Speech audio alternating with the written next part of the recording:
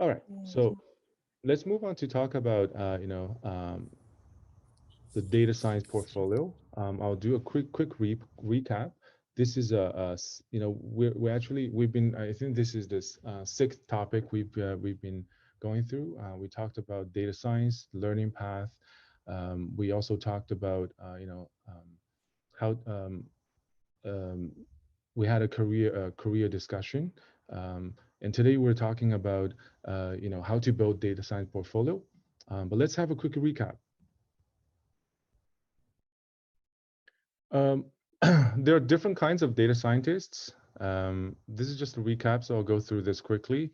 I think there are different kinds of data scientists: operational level, ML researchers, machine learning engineers, and also data science product managers. Most of the data science jobs out there are operational level. So those are operational DS jobs. The focus is on data wrangling, working with large or smaller messy data. You need to know how to build machine learning or predictive models, discover insight from data. But most of these jobs are actually helping the companies make better data-driven decisions. The data scientists working on those teams don't always need to deploy the machine learning model in production, or you're not going to get a request to design a new algorithm for this kind of problems. Sometimes it pops up, but most of the time you're leveraging existing tools to help solve data challenges. That's maybe 70 to 80% of the data jobs out there. The second kind is machine learning researcher. So the focus will be more on research and designing new algorithms. So the work you do might become the intellectual property of the company. Machine learning engineering is the third type of data scientist job. The title sometimes is not data scientist, um, but the focus is more on model deployment and how to scale your machine learning models. So when it comes to skill set requirement, Apache Spark, TensorFlow, PyTorch might require, be pretty high on the list. But you also need to understand, the software engineering and development, principles, understanding how to build APIs and how to automate data pipelines. So those are the skills that are important for machine learning engineering. And the last type of data scientist is data science project manager. So project managers will focus on product strategies, but these are not the traditional product managers because they do understand and appreciate the data science process. So they're helping the companies to build better data products. And so the product manager's requirement is that you need to understand the foundations of data science and machine learning. Also need to speak the same language, so you can talk to the data team and engineering team at the same time. So your daily work probably don't really involve building machine learning models, but product managers playing a really important role in terms of turning a data science project into a successful product. So if you happen to come from business side or you're a data scientist already, product manager or product owner might be a really good career path for you as well.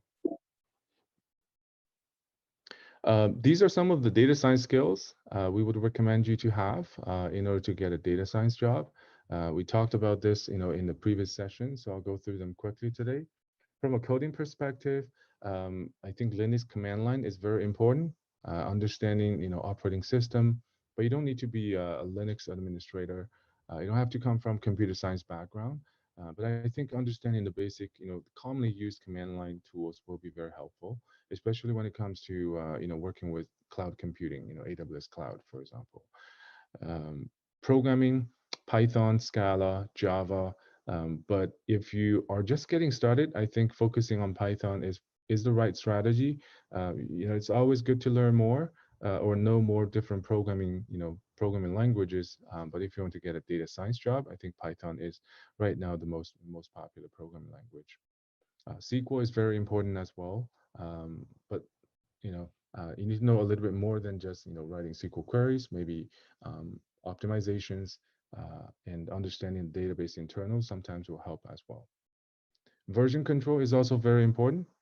And when it comes to platforms and frameworks, Cloud computing, I would recommend, a job applicant to know at least one cloud platform, AWS or Azure or GCP. I think it doesn't matter which one you pick. AWS is still the biggest, cloud provider, public cloud provider, but Azure is kind of popular in among the banks. Google Cloud, a lot of retail, companies use Google Cloud. Maybe you can do a little bit research and to see the companies you're interested, what is the platform they use, and maybe you can focus on that. Knowing big data is definitely going to be very helpful. It helps you improve, I think, enhance your portfolio and your resume for sure. Containerization, understanding Docker, helps you, deploy machine learning models in containers, so you can work with SageMaker and those kind of tools. So I think that will be helpful as well. When it comes to machine learning, I think a lot of you probably already know some machine learning. So these are just packages, right?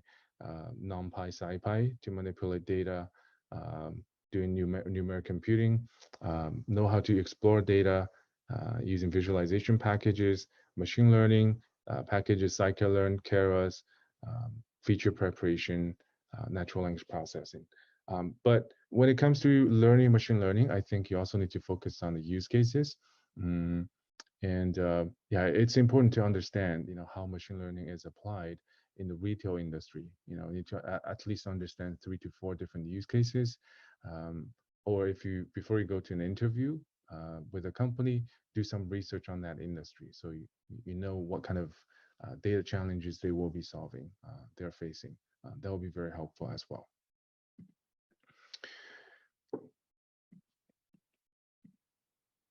And visualization. So storytelling is also very important. If your goal is to get a data science job, I think storytelling basically, I think the most important thing is you need to make sure that you have a portfolio that you can, well prepared, that you can present to the hiring manager or hiring companies. So you're the salesperson for yourself. You need to tell a really strong story about yourself, so the companies want to hire you, right? So, but that includes visualization skills, presentation skills, being able to work with PowerPoint. A lot of students in our bootcamp were required to do PowerPoint presentation on their data projects in the, usually in the final round interviews. So knowing how to structure your PowerPoint presentation is also very important. Okay. I start to see some questions coming in. I will maybe have a quick pause after a few slides so I can address some of the questions and move on. Okay, so bear with me. All right, when it comes to skill set, for data analytics professionals, I think the top skills you need to have: Python, R, SQL. Python and R, I think you can just choose one. It doesn't have to be Python. If you like R, then just go, stick with R. That's no problem at all. R is very popular as well. But SQL is absolutely important. And Apache Spark and Hadoop, these are big data related skills. We start to see, a lot of data analytics related jobs asking for big data skills as well. So, all right. Now we're going to talk about resumes.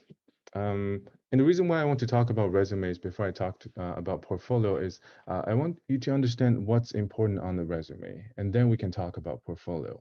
So this is my personal background. Let me tell you my personal story. I'm the co-founder of WeCloudData. I came into Canada in 2005. I did my grad school in Dalhousie University on the East Coast. So I was in electronic commerce program. So it's not a computer science or statistics, program. But I took a course called marketing analytics, and that course covered SAS programming, and we learned how to build predictive models. So I got really interested in data, like data analytics, and then went on to learn a lot of SAS related, tools, and that helped me land my first job. And my first job was Rogers, and I did predictive modeling. And that was 10 years ago. So it's probably called machine learning today. But it's very much the same, pretty much the same, just using different tools. So I built predictive modeling models for in the marketing context, upsell, cross-sell, customer lifetime value, segmentation, customer churn. And I learned a lot of business use cases as well. Um, and then I moved on to BlackBerry. I joined as the first data scientist, and later I started to lead the data science team for BBM.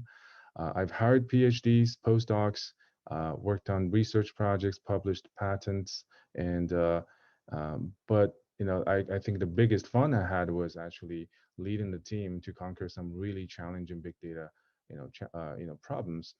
We were dealing with 500 terabyte of new data collected every single day. So that's pretty massive data, hundreds of node, Hadoop cluster. Still had to write Java MapReduce code in the early days, but now, um, Apache Spark is probably a better framework. And then I did some teaching part-time at Ryerson University. I was the first one to teach the big data course in Chen School.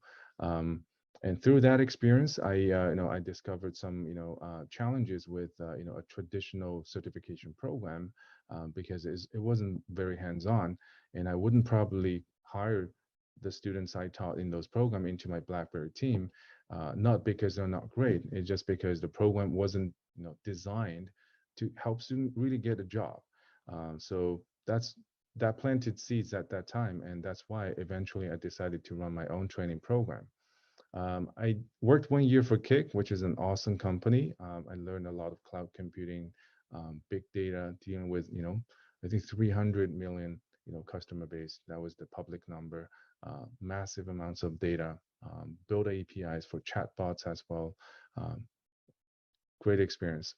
And then I started WeCloudData with my co-founders. We run a consultancy called Beam Data as well. I'm a mentor for a lot of startups at Communitech, but we also help a lot of companies solve their real life challenges as well.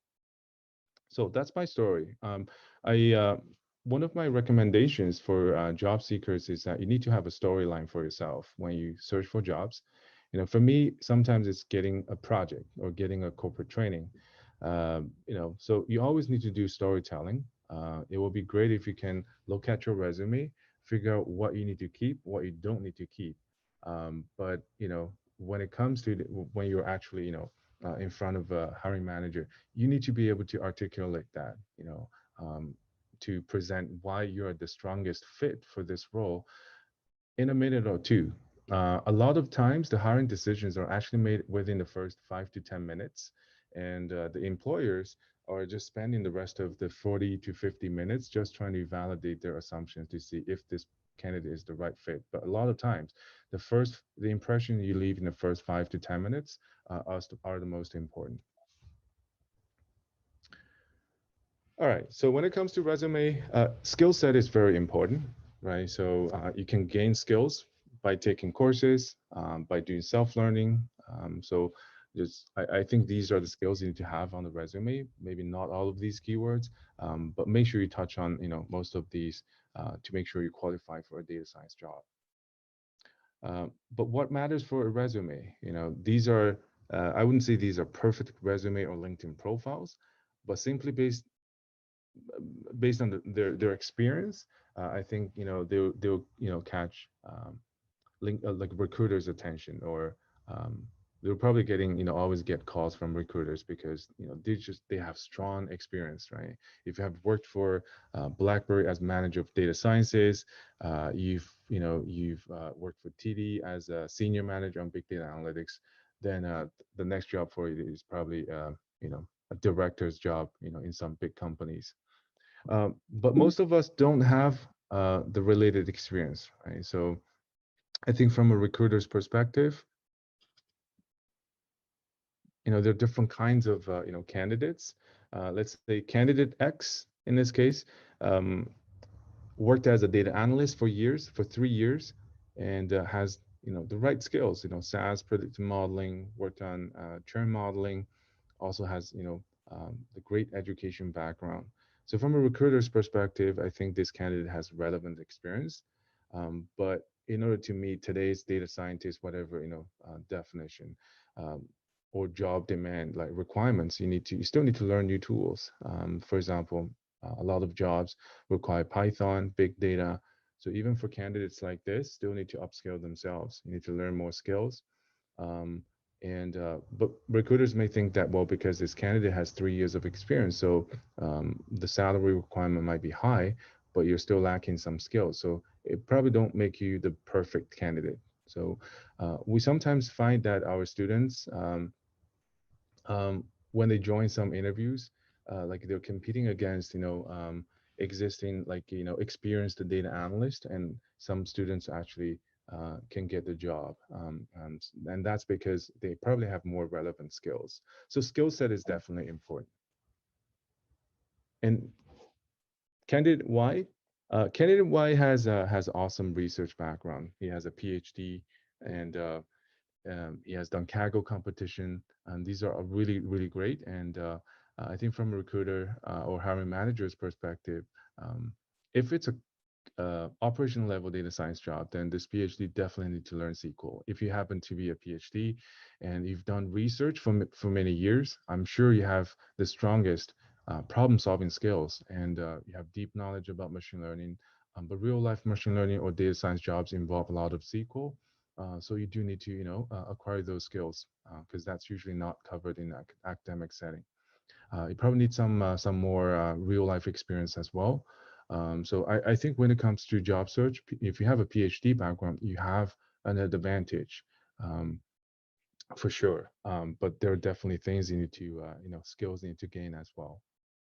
The last candidate here, probably most of the job seekers and career switchers fits into this category. You do have work experience, but maybe not relevant to a data science job. So maybe you come from mechanical engineering, process engineering, uh, and through self-learning, you know a lot of these tools. You've built strong portfolio. Um, but I think from a hiring manager's perspective, it's the lack of experience, real experience that make you, um, you know, uh, a less strong, like candidate.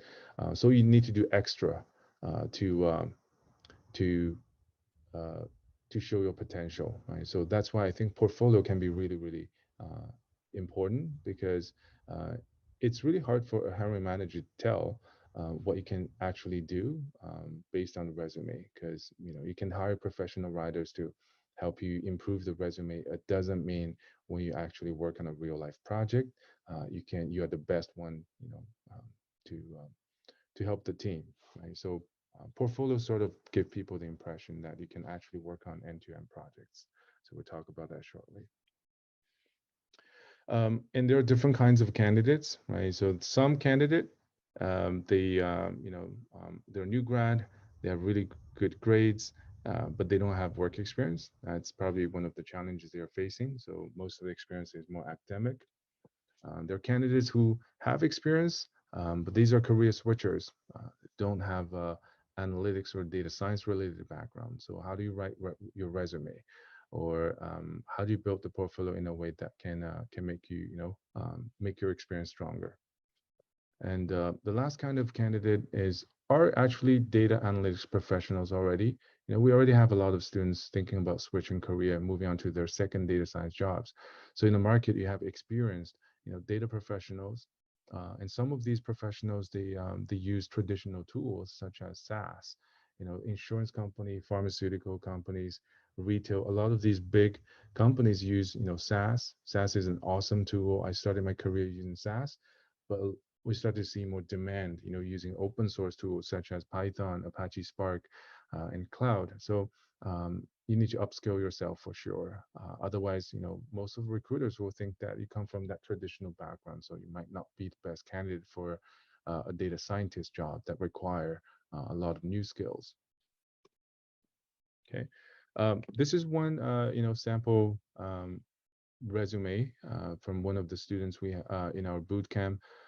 This is a one-page resume. You can have one-page or two-page resume. This student has a PhD background, of course, that really helped her. and but she got some real life experience through the boot camp, working on two companies' challenges. But she also had really good, and strong portfolio that she actually used to for demonstration in her interviews. So I think that was really impressive. So I think the right way to structure a resume is that have real experience on the top, and remove some of the irrelevant experience, and right beneath that you should have your data science or personal project, and give more details, and even, if you have a blog post, GitHub related to that, include the link as well. um, and we've done some experiment, maybe like 10% of the time, uh, the hiring managers will actually click on those links. So even 10%, I think it's still worth, putting your link there, so that you can get a better chance to be noticed, right?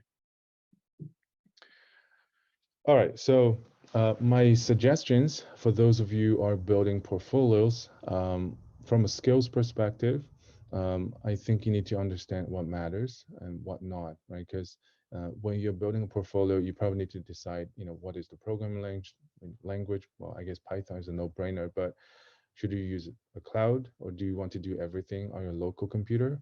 What kind of visualization tool you're going to use?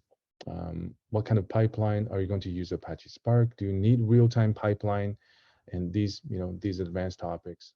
So understand what are some of the important, skills you need to know is important. So I just listed out some of these.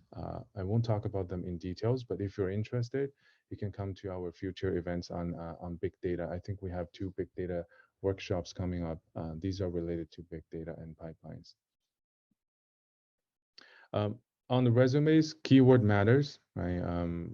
A lot of companies are going to use some kind of, algorithms to do the screening, because, I think before COVID-19, an average data science job will have like 150 to 200 maybe applicants. I think in April and May, some of the jobs we've seen, um, there are like, 800, more than 1,000 applicants. Uh, my friend, who's a director at Loblaws Digital, he said, but they posted a job, and data analyst job, senior analyst job. There are like over 1,000 applicants. That was crazy. So they simply don't have enough time to go through all the resume. So those kind of screening usually happens automatically. So you do need to make sure that you hit the right keywords, right? So yeah, you do need to. So before you apply for a job, right, read the job description and see what some of those, key like a skills requirement, and make sure you have those skills, right, on your resume. You need to understand use cases, as I said at the beginning. For example, if you go to an interview in a retail company, they will probably ask you, what is customer life cycle, how to build churn models, what is the best metric to use, or the commonly popular metrics used in marketing analytics for churn analysis. It's not ROC, it's not accuracy. You need to understand, um, those use cases, but you can gain those knowledge by reading, white papers, some, or by talking to, industry, professionals and experts, if you haven't worked in that environment yet. Okay, so business sense and use cases are also very important. Okay, so we're about to talk about, portfolio, um, and the requirements we have for our students is very high. You need to build end-to-end portfolio, meaning that getting a data set from Kaggle and train some machine learning models, doing some fine tuning, even if you can get to the 20%, I don't think that's useful at all. That I used to tell people that's useful, but the market has changed. Working on Kaggle competition, having some online, certification is not enough. Those are great, but you need to have those, but you need more. So what kind of portfolio project will make you stand out? Ideally, it's end-to-end, which means it involves, data collection. So this is how big data and ETL works in a bank. Um, and You basically need to build a project that looks like this. I know it's very hard, but so having someone who can guide you through this process is very important. If you're interested in insurance, it might be a slightly different pipeline. Collecting data and data pre-processing, cleaning, Are you able to build a data warehouse? Well, it's kind of hard if you're collecting data yourself, but can you get some kind of data, sample data, for example, in insurance industry that has at least 5 to 6 tables, data sources, and it can build the entity relationship and uh, diagrams, and then load them into databases and do all the data pre-processing using SQL. That'll be very impressive because that's how you do it in real life. No one's going to use Python to manipulate terabytes of data. You're never going to download the data to your laptop. It's always about writing SQL queries. And of course, you can do sampling later once you prepare the data and you have all those features prepared, and then you can train the models using your laptop, unless your company is dealing with really small data set. Um, and of course, machine learning. But you also need to understand how marketing campaigns work. If it's a, let's say marketing related data science project, understand A/B testing, how to select the best customers, how to do data scrubbing. At least understand, what's the best way to do model profiling and understanding those customer segments. Um, and of course, how to deploy this, in a data lake approach. So using Apache Spark to train machine learning models, and use Spark streaming for real-time prediction. And can you mimic a project that does some sort of real-life, fraud detection? So it's not just building the models, but deploying real-time data collection using Kinesis and Kafka, and also, uh, after creating the real-time prediction, can you load that into Elasticsearch for real-time monitoring? Because that's how it's done in real life. So talk to experts and get them their suggestions on how to build a real-life projects. That involves 8 to 10, maybe 15 different kind of tools. Um, you need to build portfolio that has this level of sophistication in order to stand out. That's I'm not saying this is the best way, but I guess my point of view is that everyone knows that you need to build a portfolio. Everyone knows how to do Kaggle competition. It works 5 years ago, but gradually it starts to become less effective strategy. You definitely need to do that to have that experience, but like you need to do everything you can to stand out. Um, so that's why we would recommend you to build more end-to-end projects that even involves building a dashboard. A lot of data scientists feel like oh, that's what data analysts should do. Like I'm not going to be interested in Tableau, but I think it's going to make your portfolio really strong, because in real life projects, communication is very important, and sometimes you even need to explain things using Excel pivot table, because that's what your business users work with. So those are important. Okay. Certifications are important as well. If you can get AWS certified or GCP certified, I think these will be very helpful. But just use your time wisely, because it looks like for someone who's just starting out, uh, learning all of these skills, uh, building project portfolios is already very time consuming. So whether it's worth the time to get AWS certified, um, it can be debated. But if you have extra, bandwidth, I think getting cloud certified will always help. Even if it don't help you for your first job, it will help you in the long run. So I think getting certified will definitely be helpful. All right, I'm going to take a quick pause to answer some questions, and then we'll move on to the main topic, portfolios. I think some of you might be waiting too long for the portfolio part.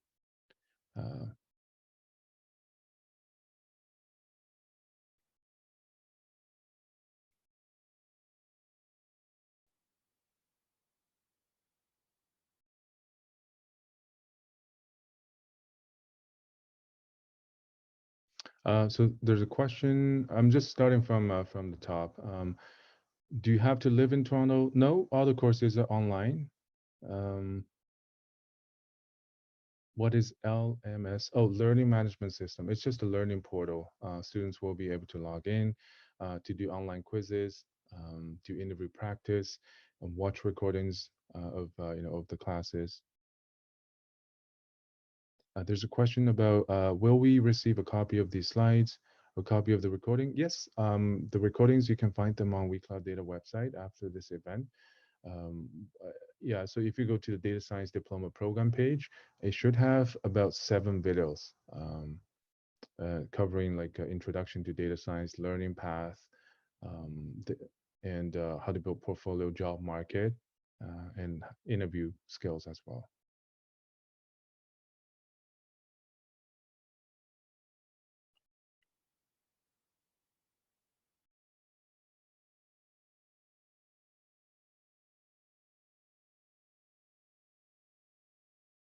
There's a question about how important are stored procedures in SQL for ML.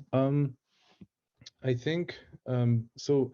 If you're doing stored procedures in SQL, and that's more like data processing, right? It probably has little less to do with machine learning. If you want to automate, machine learning pipelines, you can use Apache Airflow and some other tools. And but some SQL databases, such as Redshift, they support user-defined functions. So if you want to train a machine learning model using scikit-learn, and later on you want to use you want to create a user-defined functions for creating predictions in a relational database, you can do that actually. Okay, so you can create that as a sort of procedures, and then use that for model prediction. So there are many different ways to do that, but that might not be the best way though. So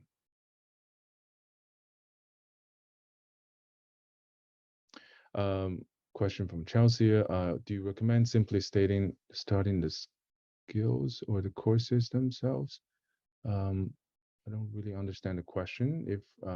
But if you don't mind, maybe you can ask the question again. Yes, the recorded session will be available. So which one will be preferred by recruiter and hiring manager? I actually will talk about this. I think, um, but just briefly, talk about that. I think recruiters, and there are different kind of recruiters. Most of the recruiters prefer experienced hire. So, and that's why probably why when you talk to some of the recruiters, they don't think you're experienced enough because recruiter work with a company, right? So they work with sometimes they work with HR, sometimes they work with hiring managers directly.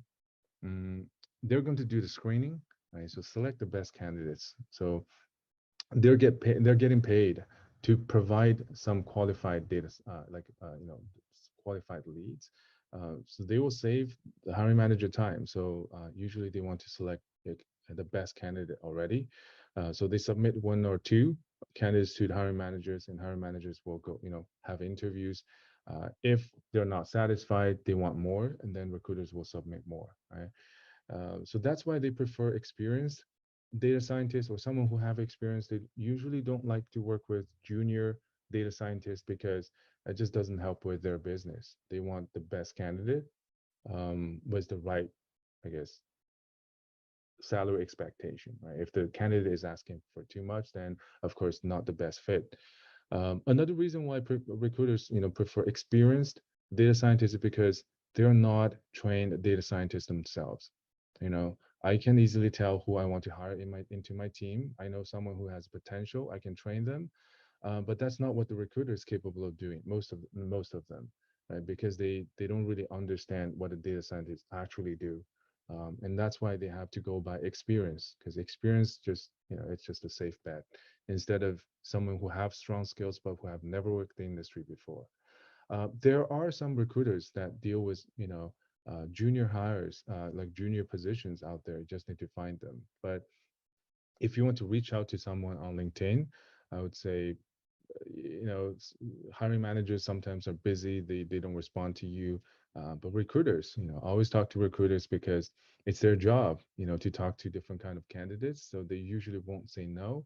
um, Even if they're not interested in you, you should ask for feedback, like, what can I improve, in terms of the resume, and they should give you some good suggestions, and they always want to keep, they're always happy to stay in touch because you will become a data scientist a year later. So they will want to work with you. So they never burn the bridges, right?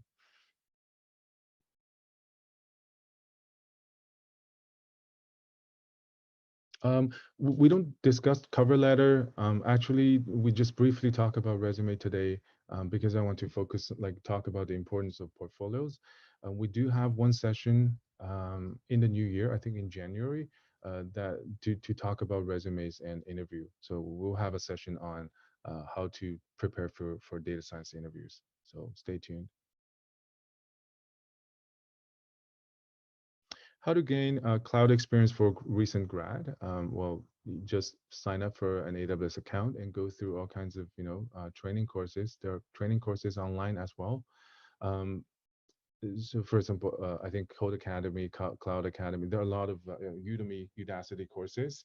Um, After you learn those skills, cloud skills, you need to understand how to put 5 to 6 different tools you learn together to complete a project. I think that's more important. When it comes to learning cloud computing, just be careful. Amazon can be used for many different purposes. You can use that for DevOps, for security, for solution architect, right?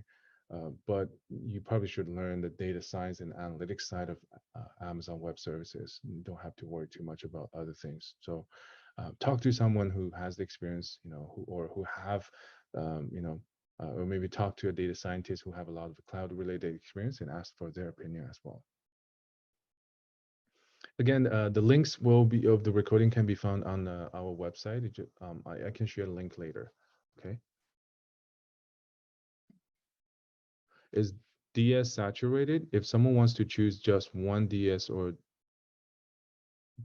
data science or data engineering jobs, uh, which one would you recommend? So that's a good question. I wouldn't say DS, data science jobs are saturated. The demand is still huge because um, so we run a consulting company, so we know what kind of companies will need help. For example, supply chain. So recently we've been working with 5 supply chain AI companies. So our students are working on some AI projects, and you can tell those traditional businesses starting to leverage, machine learning. At least they want to build a machine learning roadmap. Um, they want to do more, data-driven decision making as well. Um, in mining industry, we have students getting, data science jobs, at Goldspot, or getting contract jobs, for those mining companies, getting paid like really, really well. But just doing prototyping. So that means those companies, traditional industry, are starting to realize the importance of AI and data, big data. So yeah, I think the demand for data science skills or talents are going to increase in the future. But I think recently I do start to see more data engineering demand, and that's because you data science will always need data engineering. So if the demand for data science is growing, the demand for data engineering is growing for sure. And a lot of time, when the companies are in their early stage, of their data science or whatever AI journey, the first thing they need to figure out is their data pipelines. Is not really machine learning yet, right? So you have to get the data prepared, get the data pipeline set up before you can do proper machine learning. So that's why the demand for data engineering is really good. But which one to choose depends on like which one is a better fit, I guess. Like you don't choose an industry because it's it has less competition, or you don't choose an industry because it pays better. I think you have to choose based on your passion. Like so my suggestion is learn a little bit data engineering, learn a little bit data science, and decide which one you're more excited about, and talk to many different people. And you can become a data scientist first, and later on you can switch to data engineering as well. So that's not a big problem. Okay, so I think it's time to move on. I still have 3 questions I haven't really addressed, so we can come back and discuss them at the end. Just want to move on because some folks are waiting for the portfolio part. Uh, what should be included in the portfolio? Here's what my opinion. Okay, but so first of all, we're not talking about real life work experience because I mean, if you have a data scientist work experience, you're not really interested in building portfolio because hiring managers are interested in your experience, right? So, but whenever you can, try to work on some real projects. Right? It could be a freelancer project or your friend's company, that needs some data help. Like, try to get as close to as real experience as possible. So that's real project. If you can't get real project, personal project becomes much more important. Right? So these are the traditional portfolio in the traditional sense, right? Your personal projects could be Kaggle competition or um, a project that you designed yourself, you know, an end-to-end data pipeline. We'll talk about this shortly. Blogs, um, you don't really have to do blogging, but I find that candidates have a good habit of blogging about their even learning journey becomes so much more attractive because it just tells me that this candidate can do well, like can do documentation really well. It can communicate well, can summarize things really well. And blogging helps you prepare for interviews as well. We have a lot of students, they worked on client projects, real projects, and then they go to interview, they fail because they couldn't explain things very well. Like they're very technical. Every time when the hiring manager asks them to explain their project experience, they jump into machine learning right away. That just turns people off. Like they want to understand what project it is, what was the challenge, right? And what was the strategy and what you actually did. But don't jump to step 4 right away. That just tells people, shows people the lack of experience because in real life, it always starts from setting objective and understanding the business problem and priorities, right? So the modeling is usually at a later stage. Sometimes you have to wait months, just to get the data and requirements clear before you move on to the modeling. Okay. So I think blogging will help with that because it forces you to sit down and write everything down, and you have to summarize things, right? GitHub, if you can put your code on GitHub, make sure the quality is good. Quality of your code is good, and presentation. Okay, so presentation means if you have PowerPoints, related to the personal project you've done, that's great. That means you have presented. And business presentation is very important for at least operational level data scientists. If you're a data scientist working in a consulting company, then you definitely will need to present to the clients. And yeah, so presentation is also very important. Okay. Now, let's talk about the real project first. I think real project experience will give you the biggest advantage. Here are some of the real projects our students are working on or will be working on, just to give you a sense what a real project should look like. I hope I can give you some idea, like for example, because we do have students who have their friends running a small business and they need data help. You can probably go back and talk to your friends and say like, help you, right, with some data strategy. And a lot of small businesses will actually collect data. So we have a student who runs a family business, selling products on Amazon, and they actually collect a lot of data from through the Amazon AWS AMW or something, like some kind of API to collect all the sales data, and it's actually a relational database that has 11 tables, and you can seriously do a lot of things with that data. And if you have friends that run small businesses, just ask them. Even building some data strategy for them would help.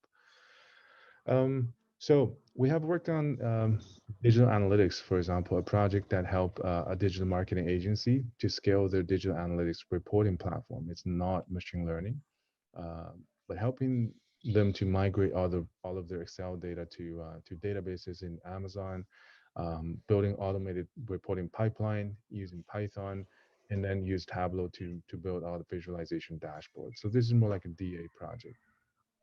Working with media and publishing companies to build lookalike models for ad revenue optimization has been deployed in production. So we're working with a data engineering team, working with Snowflake and Apache Spark to work with really massive amounts of data, building machine learning models for demographic prediction, and also deploying and fine-tuning model performance in production, doing A/B testing.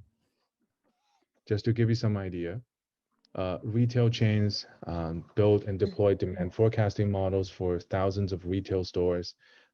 Time forecasting model, it can be ARIMA models, right? Stats models or deep learning models, doing customer segmentation. And recently we're going to start, some exciting projects, autonomous trucking companies, doing high-speed lane detection models for city roads to be deployed on autonomous trucks, right? So working with their lead engineers, but helping out building and tuning those deep learning models. Quite exciting stuff. Healthcare, building knowledge graph using graph databases involves, Spark NLP and recommender system. So I think when it comes to real life projects, that's like experiences employers want the most, right? Experience over skills, because a lot of candidates already have skills. But how does a hiring manager tell if you have experience? These are some of the real life interview questions, right? Or the questions that uh, the hiring managers may ask themselves, like, have this candidate worked in a real data science team? What kind of data problem have you solved? So even if you don't work on real life projects, you need to make sure that the data problems you solve cover many different industries, right? If you are going to pick a project to work on in Kaggle, make sure, sorry, let me mute this attendee. So if you want to, spend 3 months working on Kaggle projects and you want to work on 3 of them, try to choose 3 different industries, right? Retail, maybe insurance company, but it depends on our interest, of course. So you need to show a range of industry experience. Why do you choose one approach over another? This is, commonly asked questions. Sometimes it's like modeling approach, like why do you choose random forest over logistic regression? And you need to be able to tell the difference, of course. Um, and in your past project, what worked out and what didn't work out? This is commonly asked question as well, because they want to know, like, have you struggled on something? Have you failed on something? Because that's experience. Because you have, of course, the follow-up question is, what have you learned from that? Right? So if you have worked on real life project, then you will be, will be able to answer those questions. We have a student who had some real project experience, who had a strong portfolio project as well, personal project as well. And when the hiring manager at Rogers asked him, like, walk us through one of the projects you've done, he said, oh, I worked on some portfolio project. They said, no, no, no, no, we don't care about your portfolio project. Tell us about your real project experience. That just tells you that, if you have real experience, then the portfolio project doesn't, like, the personal project is not that important anymore. But if you don't have real project experience, then I think portfolio project becomes really important. Some more questions that help you, prepare for interviews. Have you worked directly with clients? Well, if you haven't really worked on real life project, that's fine. You have to find your past experience related to that, because I think they're interested in knowing, um, have you ever taken like a real life project or requirements, right? Requests from the client, because usually it's back and forth, clarifying clients, requirements, provide suggestions. Client is not always correct. Sometimes they don't even know how to ask the right question. So those are the experience you have, right? And but if you have worked on some other related experience projects, right? Maybe it's not data science project, but if you can bring your past experience, to an interview, then that will be helpful as well. Okay. Do you know how to understand business? Do you understand business requirements and turn them into technical implementation plans, right? How good is your problem solving skills? Um, do you have experience working in agile teams? So that probably means, um, have you worked on like a large scope project where, the project will be divided into small chunks and you manage that using, agile project management style, right? So experience is important. Here's one example. Let's say we have 2 candidates. Candidate A has personal project and candidate B has a little bit real life client project experience. Then candidate B will clearly stand out. That's what we found out based on our experience.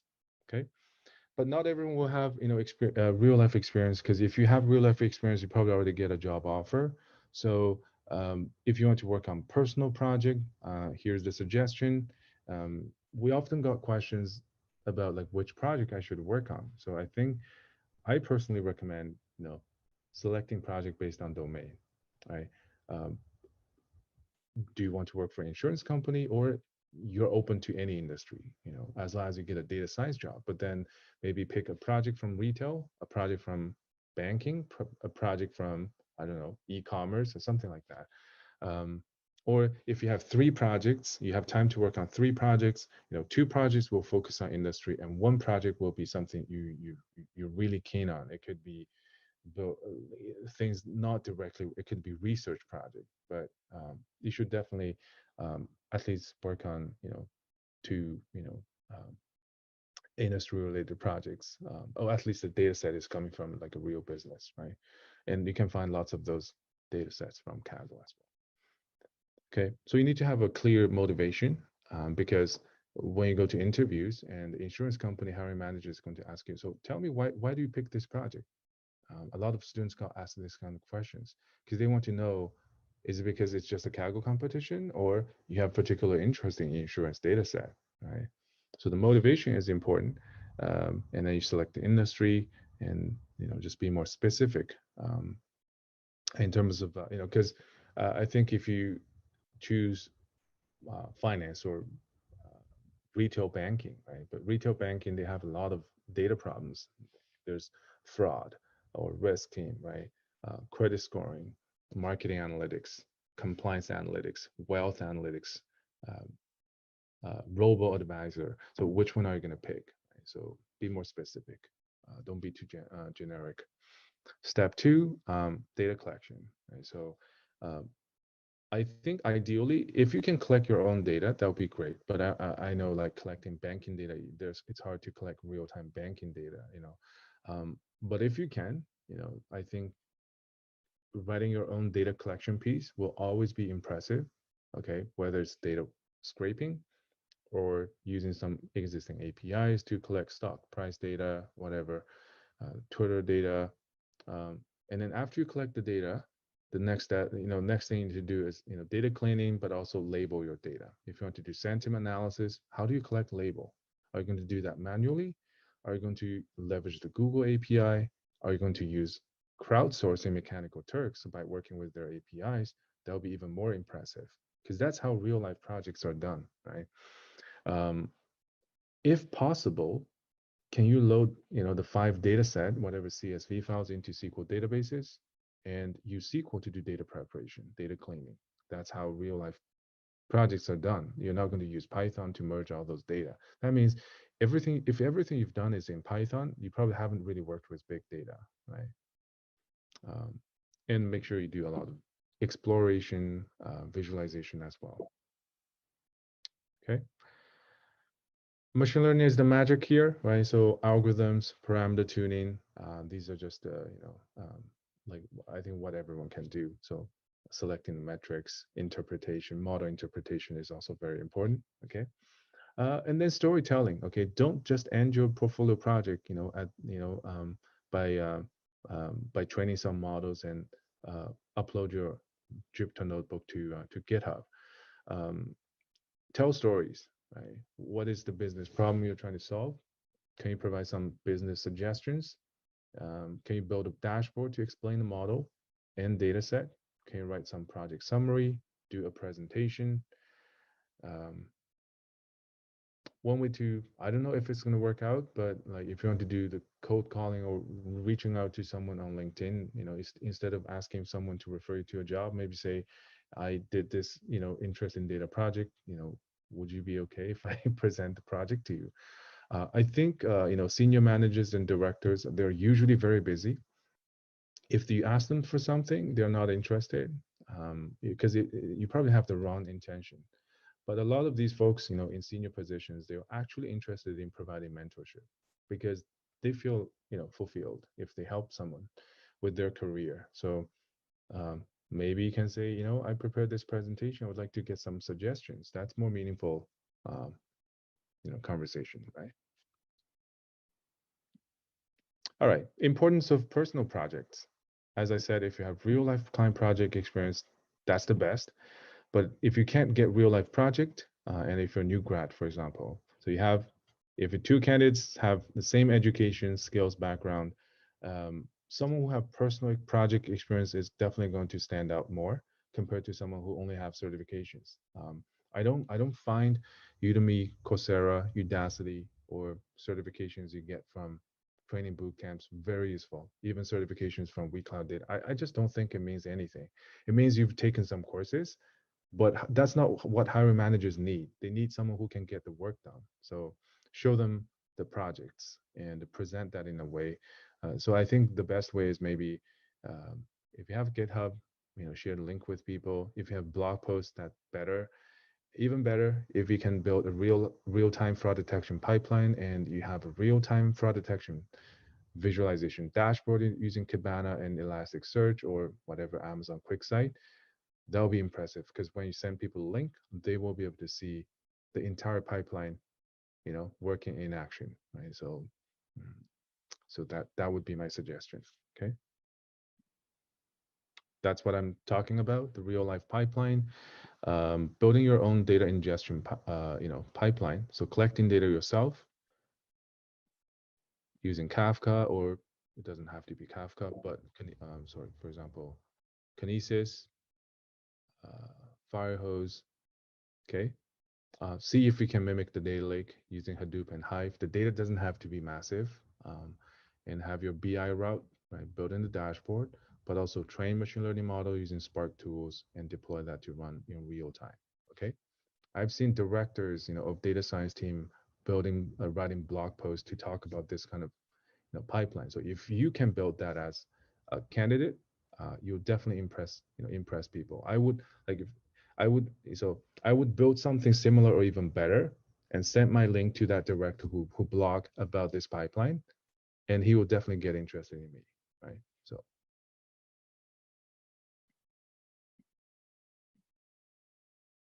sorry. All right. So some sample like pipelines. I think you need to be a data science architect. Um, is probably not an official like title, but I strongly think that data scientists need to understand the big picture instead of just machine learning and data analytics. So understanding the entire pipeline is important. Okay. This is so, and make sure you can demo your project, right? So data science portfolio should be about storytelling. This is from a student who built some kind of real life Twitter sentiment analysis pipeline, and she hosted this in the cloud, right? AWS cloud using Elasticsearch, and machine learning is done elsewhere using Spark, but she ingested data into Elasticsearch and visualized that using Kibana, and you can do real time, right, visualization using Kibana. This is a project done many years ago, but yeah, that helped her get her first data scientist job. Not the only reason, but certainly that was very impressive. Um, and know how to create diagrams, like this. This is not the perfect one, but if you can tell people how you architect your data science project, I think that would be very impressive. Some data science interviews ask for whiteboarding, right? So walk me through the whole process. Um, so you need to be familiar with some like diagramming tools. You can do a Google search. There are a lot of good ones out there. Draw.io is one of them. But that's another way to tell your stories, right? So, and data science or machine learning should always just be part of it, okay? And show consistency. If you decide to use GitHub, maybe the one at the bottom is not what I would recommend. This basically just tells me that this candidate is preparing for interviews. So he just uploaded all the code. So this is no difference from storing all the code and portfolio in a Google Drive. You're just not a GitHub user. You don't have that habit. So make sure you use that frequently, right? So and people can tell. If you can blog, that would be great. I think it's a great way to show your passion. Sometimes you just need to convince the hiring managers that you're really passionate about the things they do, and in the tell. So I think blogging is one way to do that. But all of these will be a lot of effort. You can definitely pick the ones that you think you have the time to commit on. You don't have to do all of these, but if you can, I think you'll definitely get a data science job. Right? Your effort will definitely pay off. These are just some of the Medium blog posts by our students. You can go check them out. Yeah, some of these are really awesome. All right. So my suggestions, we're almost at the end of it. I think a decent portfolio is the minimum requirement nowadays for job search. If you only have taken a few courses and you have some keywords on your resume, chance is very low, because we have dealt with hundreds of students. We know, like, if you don't have a strong portfolio, it's even hard to get interviews. So try to get a good mentor. Maybe it's your friend. Reach out to someone on LinkedIn, but you should always provide something. I guess, like, when you knock on someone's door, maybe you need to bring a bottle of wine, right? So in this case, you're asking for mentorship. You should at least have a portfolio already, and then you ask for suggestions. I think a lot of people will want to provide suggestions. So yeah, and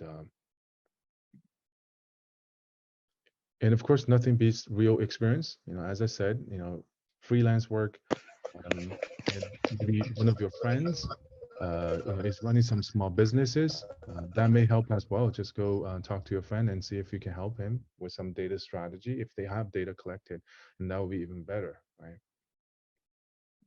All right, I think that's it. Just at the end, we talked about the WeCloudData offerings. We provide real life project experience. Our placement rate is 89% within 6 months after graduation. That's the number we have prior to um, COVID-19, and during COVID-19, it's about 71%. And I want to show you some numbers. So first of all, the median salary is pretty decent. It's 65,000, and during COVID-19, it's around 70,000. Came down a little bit. It's kind of hard to negotiate salaries nowadays and during COVID-19. Some examples, Brigu, he used to be a game developer. He's a new immigrant. He had 8 interviews. His biggest challenge was resume. I think he has awesome background, especially he had a development background. And he's built his portfolio, worked on real life projects. And there were about 2 months he don't get any interviews. But after we helped him with the resumes, several revisions, he finally start to get a lot of interviews. So yeah, sometimes resume just need to keep modifying, because after you apply for 50 jobs and you don't hear back, that's usually it usually means that your resume has some problems. So you have to keep changing that. Now he's a senior analyst. Even though the title is senior analyst, he's basically just doing machine learning engineering work at IGM. It's a referral. We have student Yin from accounting background. She has worked as accountant for 2 years, working on taxation, no coding background at all. She's got 8 interviews. And the main reason she can actually get interviews is because if you look at her original resume, there's no way she can get interviews, but she has real project experience in her experience section on LinkedIn. Um, and uh, and that helped her overcome her, a lack of experience challenge, right? And she got a data scientist job from Purelator last month. Michelle, new grad from U of T, got 13 interview, bachelor's um, degree. She doesn't have any experience, but she became a data engineer, which is pretty cool. And as I said, we have students from mining industry. So Julian is a geoscientist. So before she came to the boot camp, she already have analytics experience. She's using different software. He didn't get a lot of interviews, but he get all 3 offers. 2 of them are actually contracting jobs in the mining industry through his connections. Those are short-term contracts. So he did a 5-week contract, and then he became a data scientist at Goldspot, and they're even hiring right now. So we have Jen, mechanical engineer, had 2 years of work experience, not in data at all. He's got 11 interviews during the COVID-19. His challenge is the background, but he's the one that has the strongest personal project portfolio. Most of the project he did was end-to-end, and he got a data engineer job. And we have Todd, who's a small business owner, professional poker player. He only got 1 interview. He got that job. It's a gaming company, and obviously it's related to his past experience. But his biggest challenge is he's been self-employed for many years. Didn't work for big companies, but he got a data scientist job from Clipwire. So I think so. When you go through job search, I think there's ups and downs. Sometimes you get a lot of interviews and all of a sudden there's no interview for the next 3 months. You know, I still think that, you know, you should stick to the dream. I think data science career is really booming. We will be able to, like, we are able to report the numbers we have, like, you know, after graduation, the first data science job, like average salary is like 70 to 75 from our boot camp. But I'm even happier to see that the students, you know, in the first few cohorts, now they're getting, you know, really good, decent salaries, you know. So that's what you would expect if you become a data scientist. And of course, that's a lot of hard work.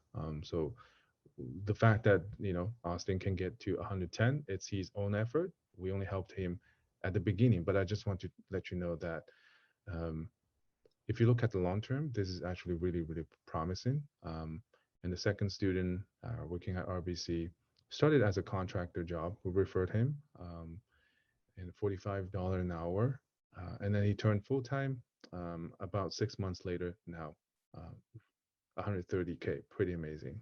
20% bonus. The level is senior manager level, but he's still just a senior data scientist title. Okay. We have another student. He was the first one to get a job right after graduation. Salary wasn't great, you know, 68,000, kind of low on the low end. And then like very soon he got a contractor job at Home Depot, but now he just got a remote job from the US, 140K. Quite amazing. So just want to let you know that it's still very promising. All right, I think that's the end of my presentation. I think I still have some time to answer some questions. So let me get back to the questions, and feel free to ask questions.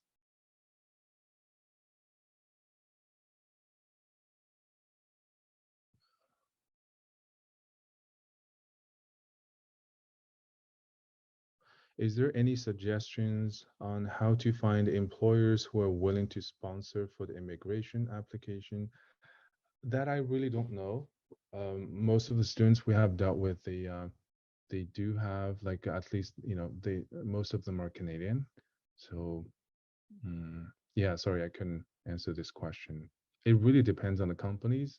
My company, BlackBerry, helped me with like the sponsorship, but that was like back in 2011. So yeah. Um, Earlier you mentioned something about the need to understand how marketing campaign works. Can you please elaborate? Do you mean how to analyze marketing campaign results, including the metrics? Do you mean from operational perspective, such as how to use SQL to select the clients or merging databases to come up with mailing list? Yeah, so um, so for marketing analytics, the data scientists usually build predictive models. The output of their predictive models are basically just the predictions, right? Predicted probability, you know, likelihood of someone who's going to churn or default on their loan, something like that. But that's risk modeling. Um, so for marketing campaign, usually the marketing campaign analyst will like take the output from the data science model and load that into a SQL database, and then select the customers they want to target, right? So of course they want to target the customers who have the highest, you know, propensity to leave or to churn. But there are a lot of data scrubbing as well. For example, you need to remove customers who have contacted more than 3 times in the last month. And there are customers who said, hey, do not call me. So you have to do a lot of data cleaning. And of course, you need to do segmentation, customer segmentation to understand the difference, you know, among those high-risk customers. You don't just blindly target all high-risk customers. Um, so you have to do further segmentation. Sometimes you need to do a little bit clustering. A lot of the time it could be Excel, pivot table related. Yeah, but then you select the customer, right? That's campaign list generation. And after the marketing campaign is launched, you're going to monitor the results, do some A/B testing as well. So that's the closed loop analysis. Data scientists build models, but I think it will be nice if the data scientists understand how the campaign management process work. So that's important. What is Mechanical Turk? Mechanical Turk is crowdsourcing platform. So if you're building machine learning models, let's say you collect data from Twitter, You want to do sentiment analysis, and you have a million tweets you collected in the past 2 days, and you don't have labels because you don't know which tweets are positive, negative, and neutral in terms of sentiment. You have to collect label yourselves. So you can leverage Mechanical Turk platform. It's really just a human judges, who get paid hourly rate. But it's they work on this platform, so it's very scalable. If you want to uh, label 1 million tweets, it may just take 200 Turkers a few hours to complete, something like that. And it's API driven, so you don't have to do that manually. You just need to prepare the data in the right format in the Excel spreadsheet and upload it, and they will take care of the rest. And of course, they need a lot of training as well. But that's Mechanical Turk service. So for autonomous driving, Tesla, they need to collect a lot of labeled data. There are companies out there, startups called Labelbox, that specialize in labeling AI models, data for AI models. And Mechanical Turk is just one of them, generic, purpose platform that can do more than just, labeling your data, of course.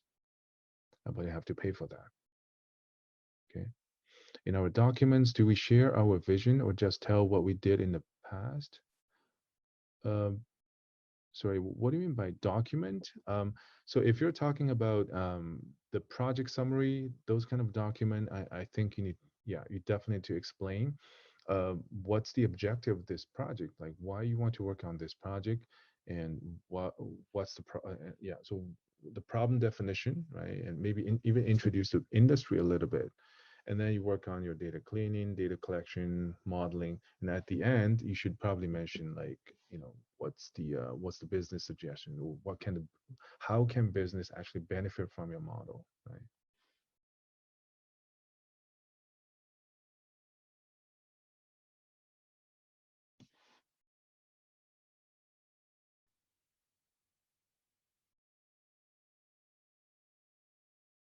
When recruiters screen for candidates, do they just look at our resume, cover letter, or will screen first for questions we answered in the online application portal? Do you recommend how to fill out the forms?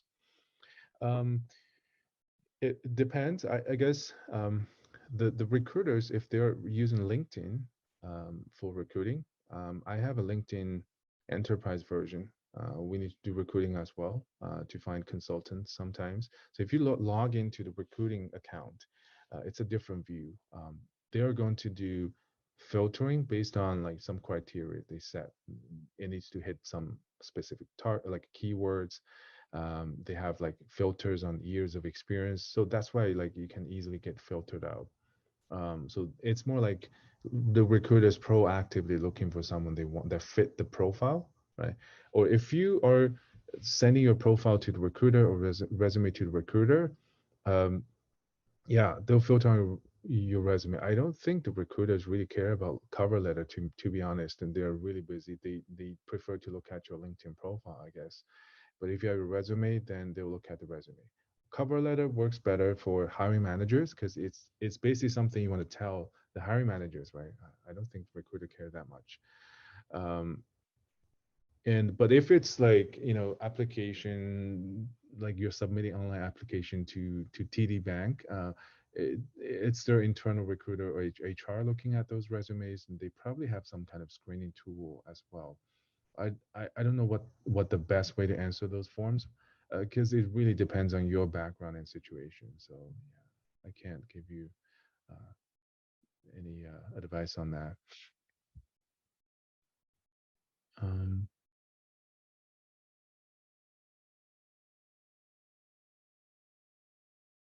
what platform do you recommend to present your portfolio? Um, uh, so blogging, using Medium or WordPress. Medium is probably more modern.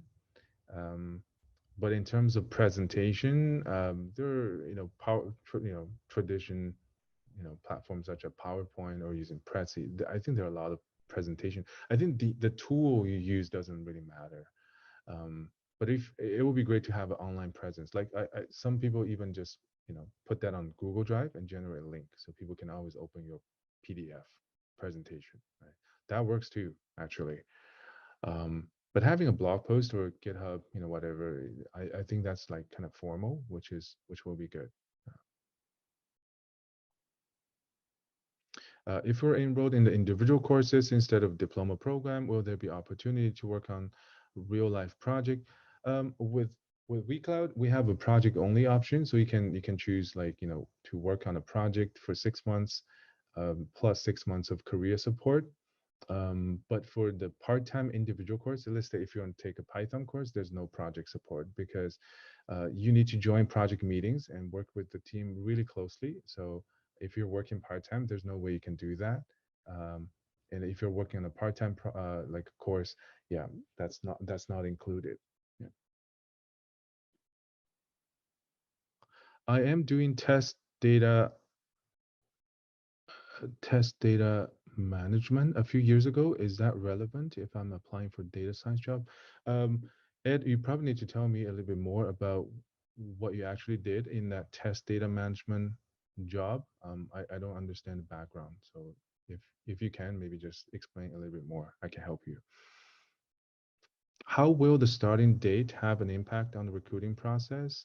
Will a couple of weeks make a difference? Who should we discuss the salary information with, recruiter or hiring manager? Okay. Um, I think I understand the second question. What do you mean by how will the starting date have an impact on the recruiting process? I don't get it. I don't get the question. But let me answer the second question. Who should we discuss the salary information with?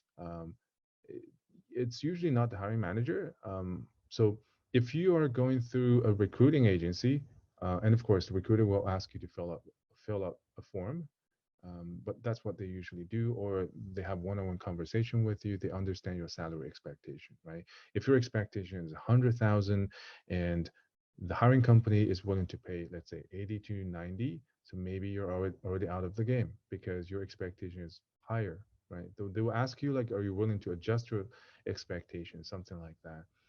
Um, and and so because the recruiter will need to present you as a case to the hiring manager, right? So they need to make sure that you have the right skills and experience, but also your salary expectation is not too crazy, right? Or not too low, because sometimes being too low, it's just like a signal that if you're applying for a senior data scientist, how come you're only asking for 60,000, right? So that basically means that you probably don't have much experience, or not that confident. Um, so yeah, when you talk to a recruiter, usually they will ask about your expectations before they present you to the company. If you're dealing with the company directly, you sometimes during the HR call, like the first round, they will ask you like, oh, what is your salary expectation? So that helps them to do some filtering, right? If they think your expectation is too high, then they're probably going to pass. And sometimes HR is not going to ask that. Um, Somewhere along the way, like in this third or third round interview, the hiring managers or director may actually ask you. But like some companies will ask you about your salary expectation until they are sure, like they're sort of like they know they're interested in you, then they will ask about it. So yeah, that's usually what happens.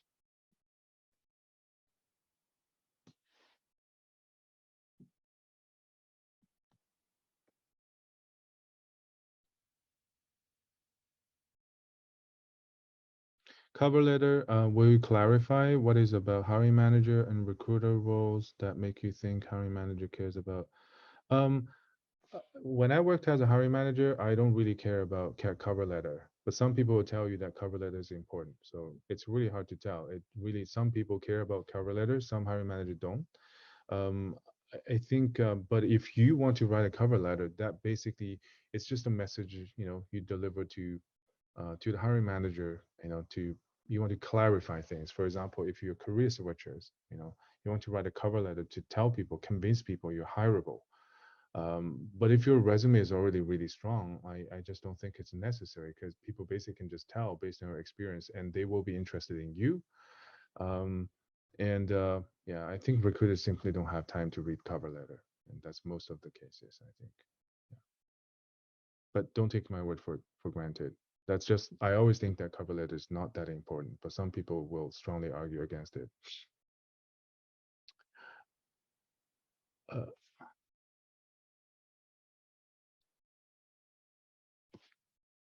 um, Sorry, start from January 15th versus January 30th. What does that mean? Um, you mean the diploma program or your like an offer, like a new job starting date? Milko's asking, right, the starting date of a new job, or can you clarify? Could you please confirm whether machine learning is part of the data science diploma program? Yeah, that's a big part of it. Actually, 5 to 6 weeks are spent on machine learning. Um, yeah, we cover a lot of use cases as well in the data science diploma program. So yeah, we cover Python, SQL, data munging, and then move on to machine learning. We'll spend about 5 to 6 weeks on machine learning, and then we'll spend um, 3 weeks on big data and cloud computing as well. And after that, student will work on real life client projects after the 12 to 14 weeks, and then get 6 months of career support. Uh, that's how we support the students. Yeah. Any other questions? Oh, sorry. Yeah. Thanks for clarifying. Do we deal with the recruiter more during the hiring process for all the logistics, or we just talk to hiring manager for an interview? If you go through a recruiter, then recruiter will arrange everything. Um, so they don't charge you, but they will arrange the interview calls. And yeah, so they will keep you informed during every stage of the interview. You don't deal with the company directly. It's all arranged through the recruiter. And yeah, because if you apply for a job directly and you to TD Bank, you're in TD's database already. Recruiter won't get help, won't get paid because that means because it's like the um, like who provided this candidate, right? So if the candidate applied for this TD job directly himself or herself, then TD will consider that, oh, he's in my database. So the recruiters are need to present someone who's not in their database, and then they will get paid.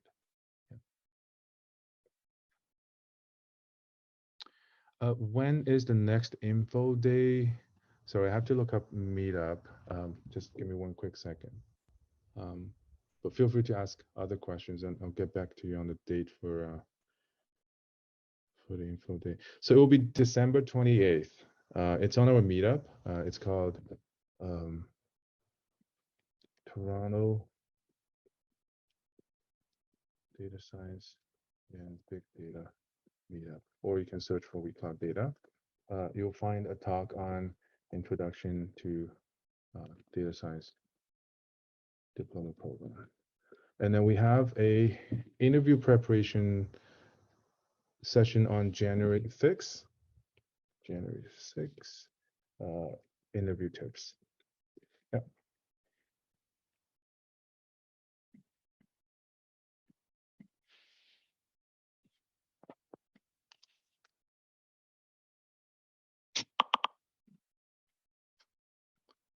If you're interested in like watching the videos, we've recorded some videos in the past, so you can go to our diploma course page, and there's introduction to diploma program, data science learning path.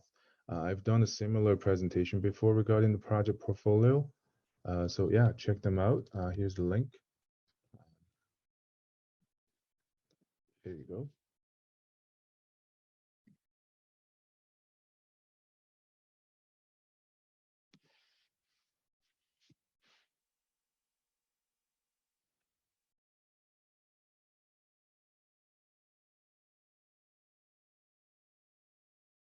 If it's, oh, so there's a question like regarding the starting date. Will that make a difference in decision making from the hiring manager's point of view? For those cases, are they willing to wait for the right candidate, or if it is just a couple of weeks, or they have to move on? This really depends. So I think some companies are willing to wait. For example, I've hired candidates who said, Can I go like I want a vacation in between jobs, or I need to go back to my home country, before I start my job. I waited for a month. So if I really like the candidate, of course I'm going to wait, unless it's a contracting job, which means you're hiring contractors and because you want to meet the project requirements, right? The project needs to move on, and someone on the team left, and you need someone to backfill, and those are usually more urgent. Then you probably wouldn't want to wait.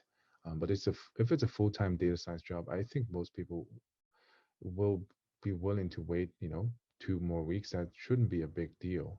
Yeah, and yeah, yeah, that shouldn't be a big deal if they're really interested in you.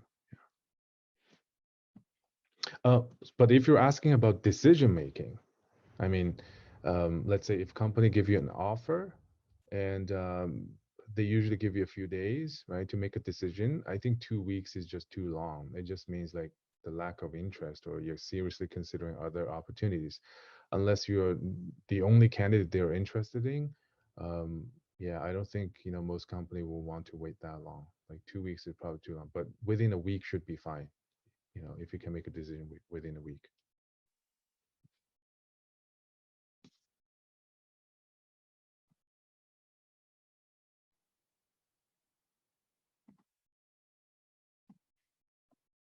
Any other questions? I think we have 10 minutes left, so I'll be around if you have any questions. Will the program be online considering the current pandemic? Yeah, the program is online. It works perfectly. So, um, yeah, so you get a few benefits by doing online bootcamp. First of all, you don't have to commute. You save 2 hours of whatever drive or TTC or transit. Um, so you sleep more, or you get more time to work on projects, and you can always watch recording. That's something that's not available during live classes, like offline based training. You don't get to watch recordings. The only downside, some people may be concerned about like the interactivity or, working with the TAs and instructors. That's not a big problem though, because our teaching assistant, we have 3 teaching assistants, 3 instructors. So they're always online on Slack. You can, yeah, office hours is pretty much 9:30 to 5:30. You can always ask questions. When you start to work on real company projects, you get laptops from those companies. You join regular meetings. You're just like, a real employees working on real life projects. So it's usually remote as well. So yeah, we have some clients in the US, so there's no way you can fly there to work. So it's always remote. Some companies before COVID-19, the students will actually work in their office, uh, but remote is usually fine.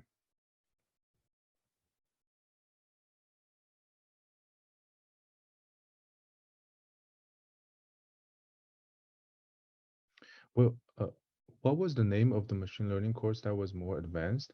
We have um, a, a a course called Applied Machine Learning. This course is um, just it's just our regular machine learning course. We don't have a more advanced level. The next course on learning path is big data for data scientists. So the difference between these two are applied machine learning course teaches you all the machine learning algorithms, and you work on I believe 2 mini projects and one portfolio project. So it teaches you the necessary machine learning knowledge and skills and cover some use cases. The big data course, however, is a lot more challenging because it assumes that you know machine learning, and it teaches you how to scale machine learning and also build an end-to-end pipeline. So machine learning is maybe 20% of the work, but you have to work on real-time streaming. You have to work on data pipelines. You have to work with cloud. You need to deploy machine learning models using SageMaker and MLflow. Um, you need to work with databases and Apache Spark. So um, that's the big data course in the data science curriculum. Um, will you define Docker and Kubernetes at a high level? So yeah, so Docker is a containerization um, technology, and Kubernetes is just a orchestration tool. What that means is um, So let's say a data scientist is going to write, all the machine learning models on on his laptop, and he's using Python 2.7, or let's say Python 3.6, um, and um, and he wants to deploy the machine learning model in production. But on the production server, um, it's running, let's say, Java, or it's running a different version of Python, let's say Python 3.8, or could be an older version, Python 2.7. So things may break because the environment is not reproducible. That's one of the reasons why Docker can help, and because it isolates the environment. So you always just you can train and deploy the models using Docker containers like a virtual machine, but more lightweight. And even if you have TensorFlow 2.0 and Python 3.6 on your laptop, and on the production server, you only have TensorFlow 1.0 and Python 2.7, um, it's still fine. And you won't run into problem because, everything is isolated in a Docker container. I guess that's one way to put this. And Kubernetes is for DevOps. Data scientists don't need to be expert on it. Um, but there's some other tools like ML, like Kubeflow, that may become popular in the near future, which is for ML engineering, ML ops.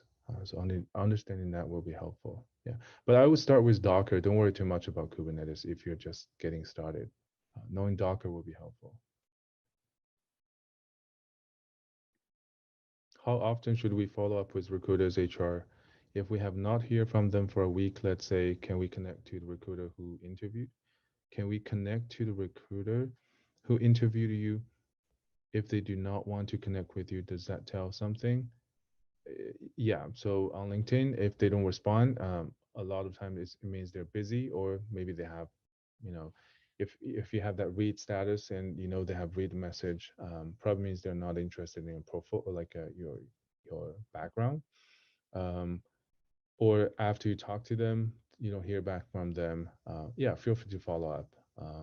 I think usually a few days or a week or two is the right like time interval to reconnect with them. Um, it takes some persistence sometimes. If they're not interested, maybe they're not interested. But like after you've made some significant changes to your portfolio, um, first time you're sending resume, maybe the second time you can send them your blog post, or it may work out, but it's not always going to work out though. So yeah, you just want to need to make sure you talk to more and more recruiters. I think eventually it will work out. Yeah.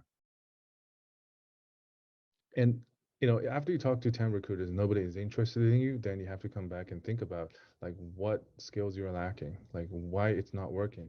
Maybe ask for some like on the call, like you can ask the recruiter, can they provide some suggestions? And obviously there are some things you need to fix, like resume, experience, skills.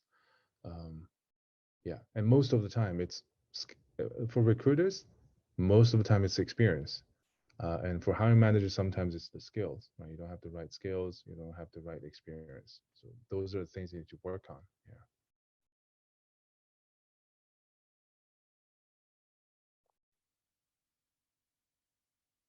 Any other questions?